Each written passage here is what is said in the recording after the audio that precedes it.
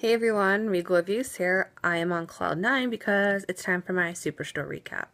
So to recap on tonight's episode, it basically leaves off where we left off last week with Amy and Jonah going back to work, and Amy's all ticked off because she has to go back to work. And I mean, if she's that ticked off, why doesn't she find a better job? I mean, she's taking college classes, why wouldn't she find something better for herself?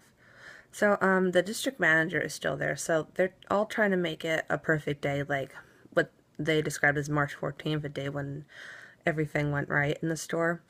So Amy's trying to do all that, and she's helping out this guy who's very clueless in the deli, and he ends up actually slicing off his finger, and she goes to put it on ice, but instead of ice, she puts it in guacamole. Yuck.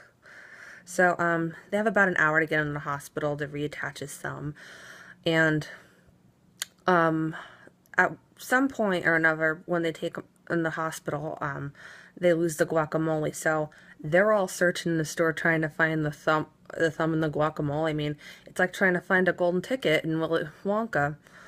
And it's quite funny because Amy said, if you find it, just say strawberry jam. And some customer actually points out they found a thumb in the guacamole, and Garrett just yells, strawberry jam, strawberry jam.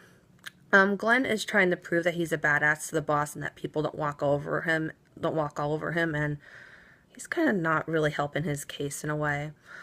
Dina is trying to win the respect back of her coworkers, and I honestly think that people are jealous of Dina because she can do a better job than everyone else there. I mean, she tries, and she's like stuck her neck out for people a few times, but people don't like her for some reason.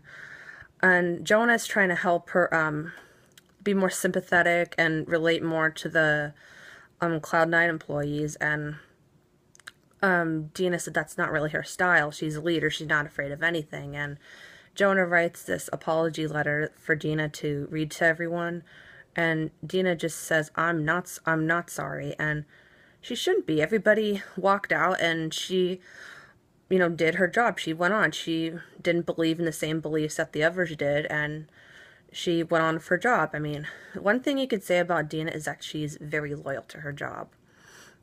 So I think people should definitely appreciate Dina and give her more credit.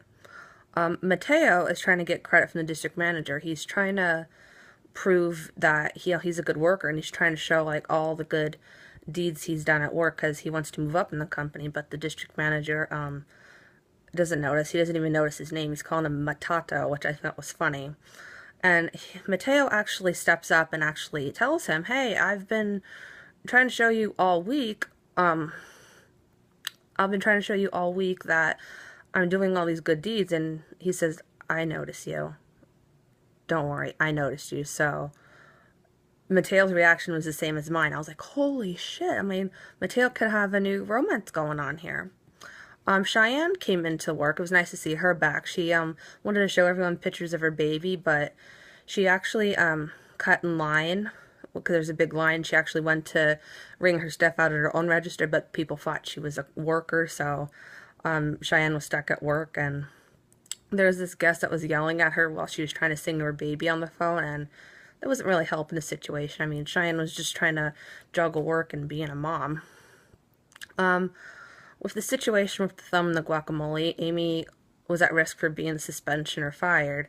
So Dina actually pointed out that an untrained employee was in the deli with the district manager on the floor, and that could ruin his chances at being VP. So she actually convinces him not to report it to corporate. So there you go. Dina stuck her neck out for people again.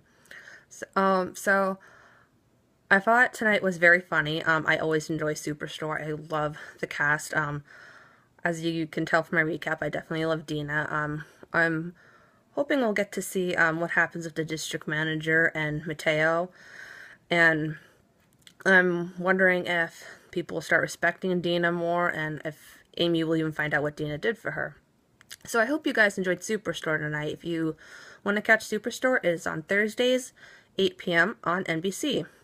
I hope you guys enjoyed my Superstore recap, and until next time, stay regal.